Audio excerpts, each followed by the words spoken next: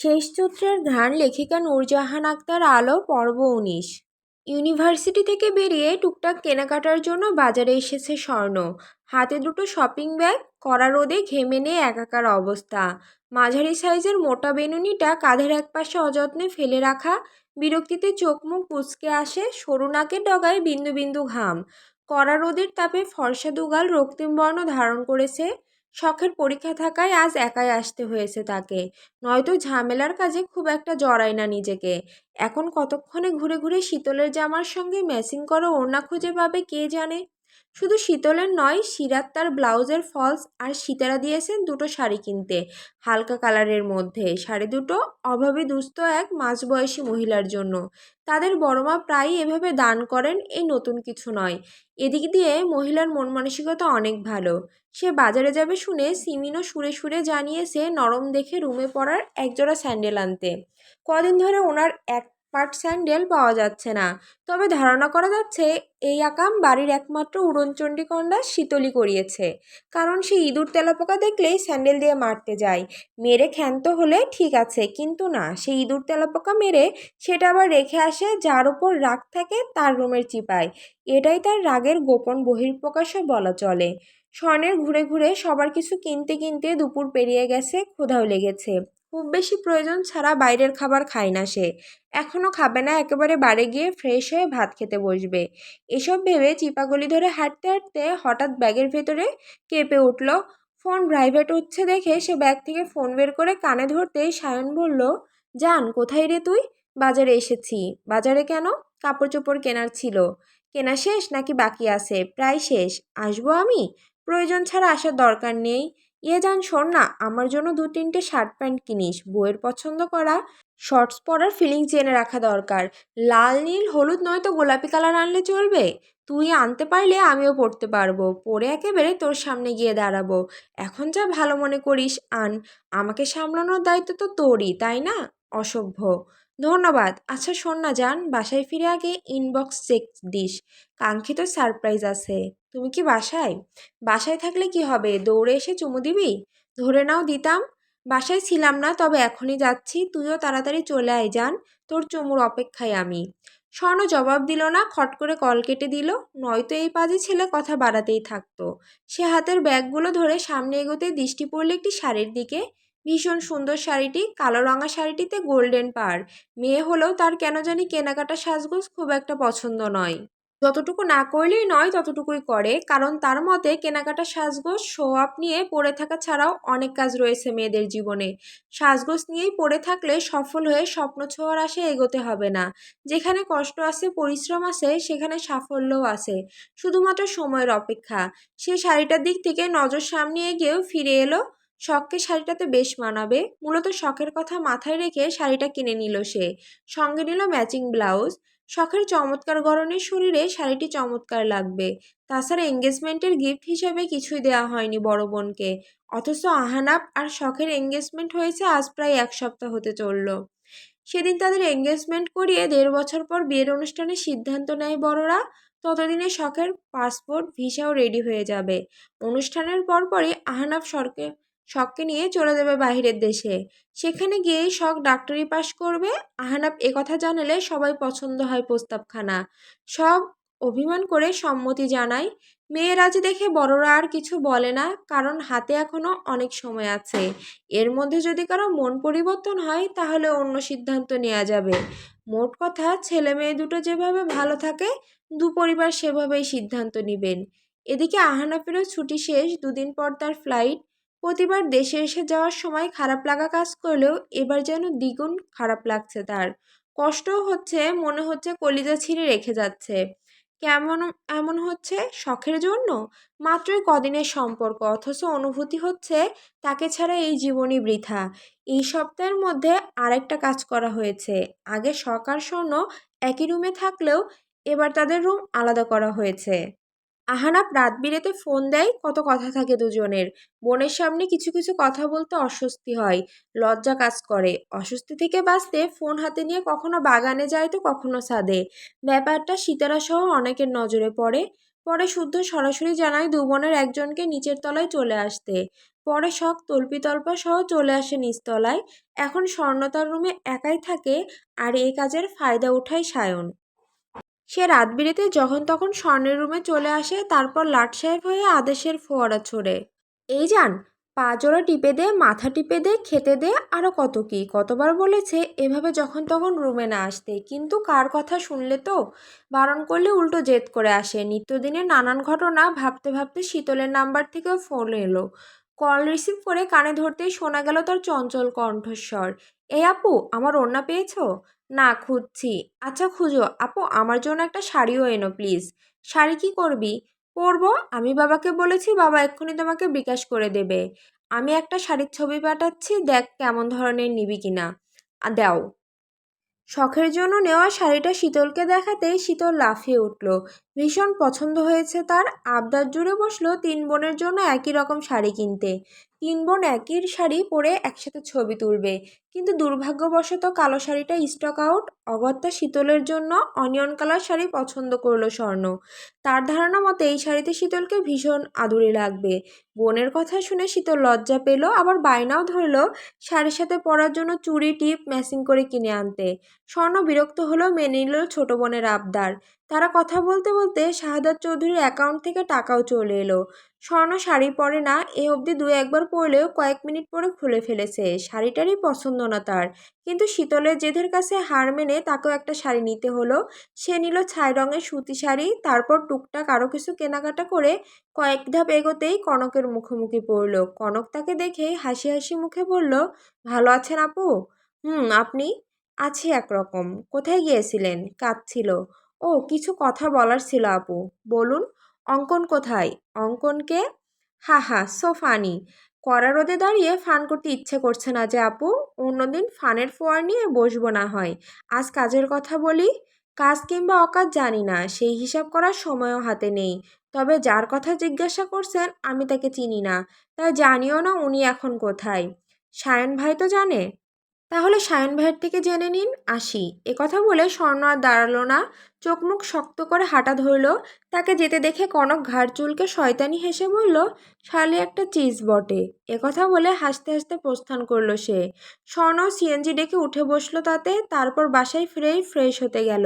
Washroom থেকে বেরোতে আটকা পড়ল কারো বাহু ডোরে।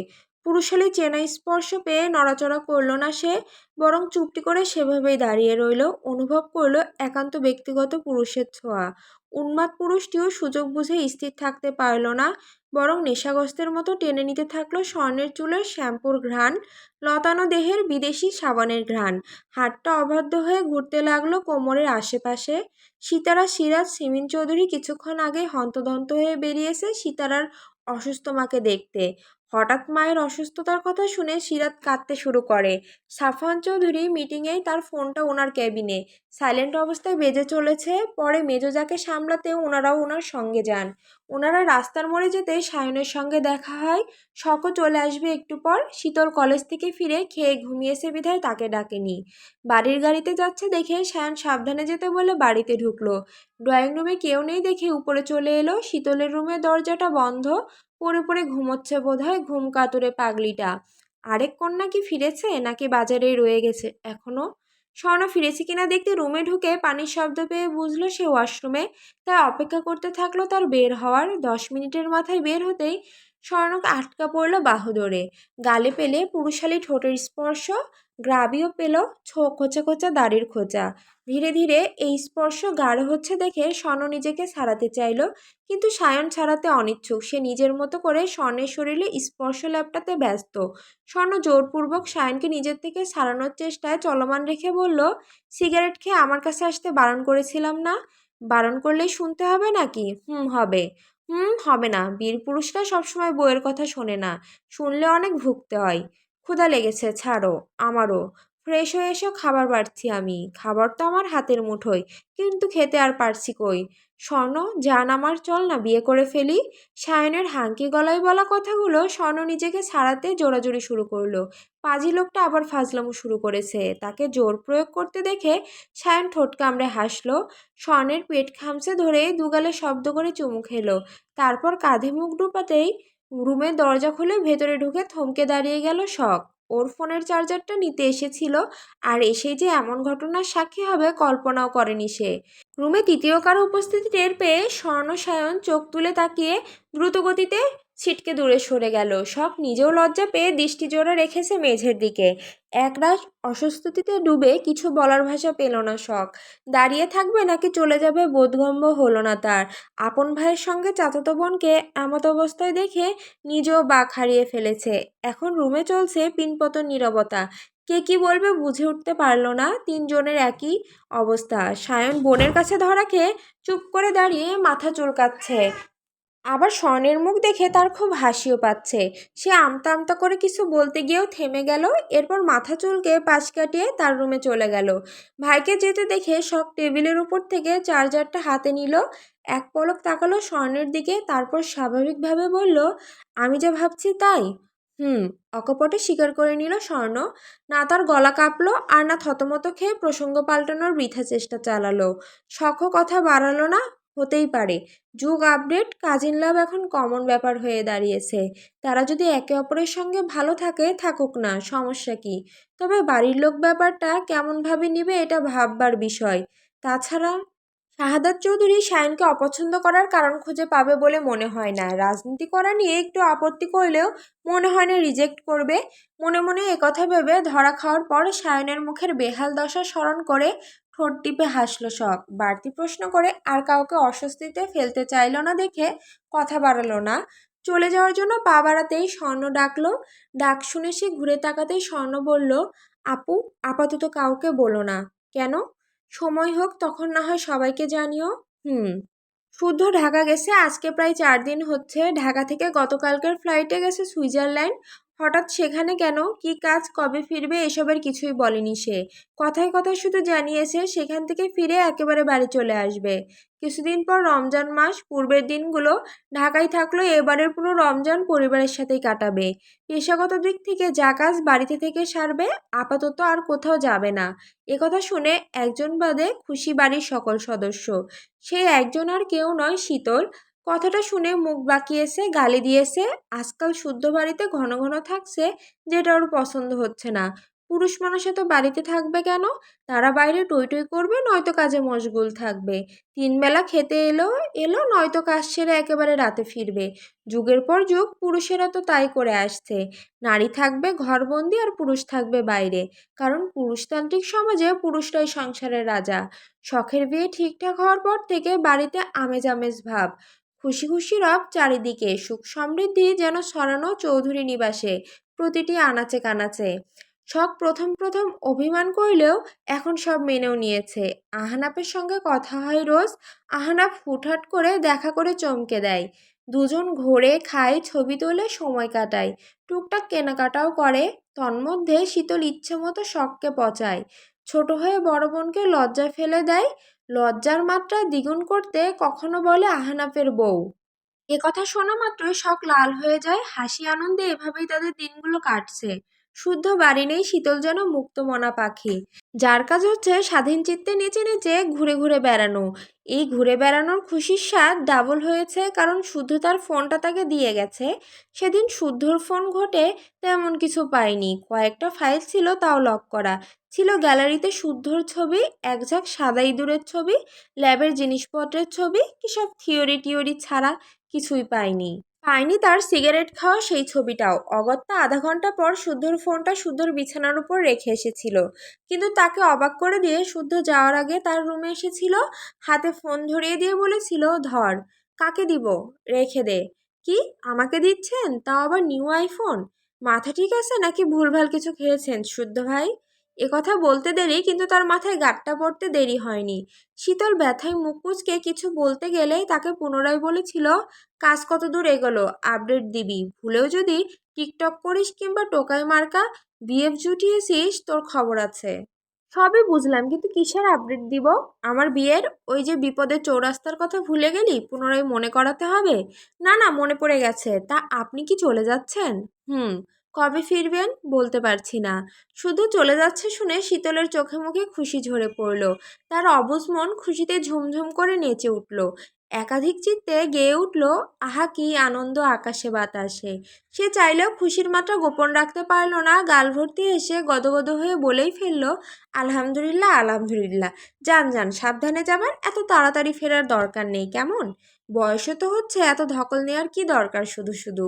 শুভ ভ্রুকুটি করে তাকালো, তার যাওয়ার কথা শুনে শীতলের খুশি যেন আর ধরে না। কত বড় বেয়াদব ভাবা যায়।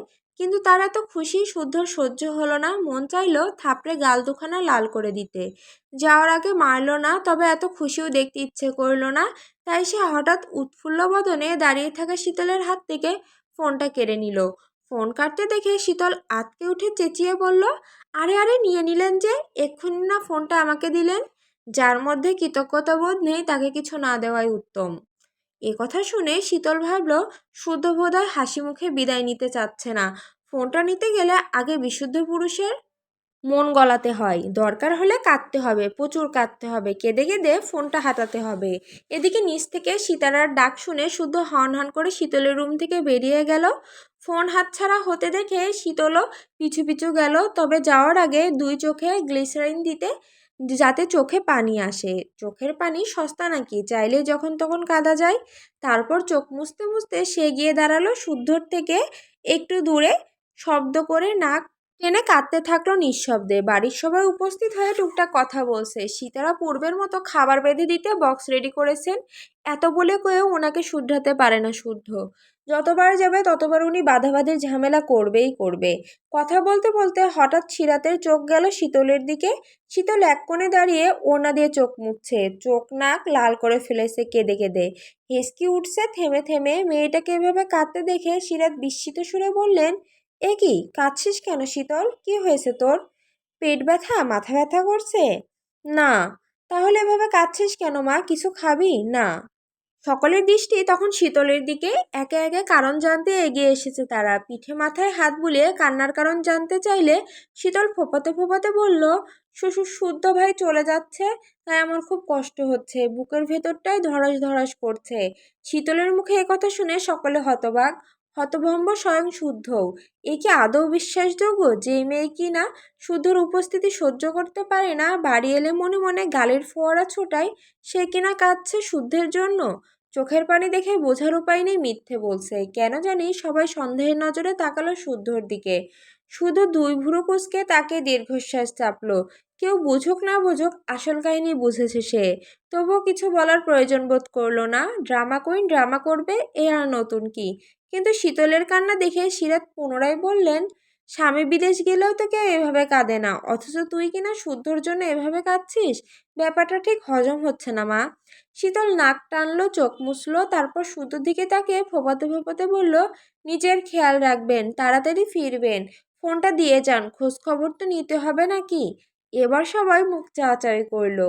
এবার কারোরই বুঝতে বাকি রইল না আসল কাহিনী। সায়ন্ত হো হো করে হেসেই ফেলল। অগত্যা শুদ্ধ সবার সামনে ফোনটা দিয়ে সাবধান করে দিল, ফোন নিয়ে বাইরে যাবি না, টিকটক করার কথা মাথাতেও আনবি না। শীতল খপ করে ফোনটা নিয়ে ঘাড় কাত করে মুখ ভর্তি হাসলো, অর্থাৎ সে এসব কিছুই করবে না। তারপর শুদ্ধ সবার থেকে বিদায় নিয়ে চলে গেল। ঢাকা গিয়ে শীতলের সাথে দু একবার কথাও হয়েছে। শুদ্ধের জন্য মেয়ে দেখার ব্যাপারে সীতারা সহ সবাইকে ইনিয়ে বিনিয়ে অনেক কিছু বলেছে। কিন্তু বাড়ির ছোট সদস্য বলে তার কথা কেউ আমলে নেয় না, হেসে উড়িয়ে দেয়। ওদিক থেকে শুদ্ধ রোজ চাপ দিতে থাকে। ফোন দিয়ে কিছু বলার আগেই বলে, বলেছিলি মেয়ে দেখা শুরু করেছে। শীতল খুব বিরক্ত হয়, বিয়ে পাগল ছেলে নিজের বিয়ের কথা নিজে বলে না, অথচ তাকে বাঘের মুখে ঠেলে দেয়। কিন্তু কি আর করার, হাল ছেড়ে দিলে তো চলবে না। গ্যারাকলে ফেসে গেছে, সহ্য করতেই হবে। 1.5 ঘন্টার মতো ঘুমিয়ে বিছানা ছাড়লো শীতল। তারপর কিয়ারাকে বের হতে বলে নিজেও কোচিংয়ের উদ্দেশ্যে বের হলো।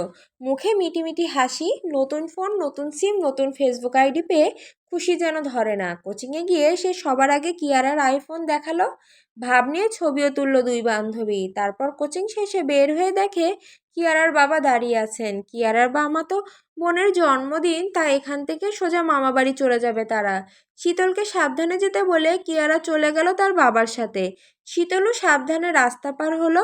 সামনের মোড়ে রিক্সা পাওয়া যাবে, সন্ধ্যাও ঘনিয়ে এসেছে প্রায়।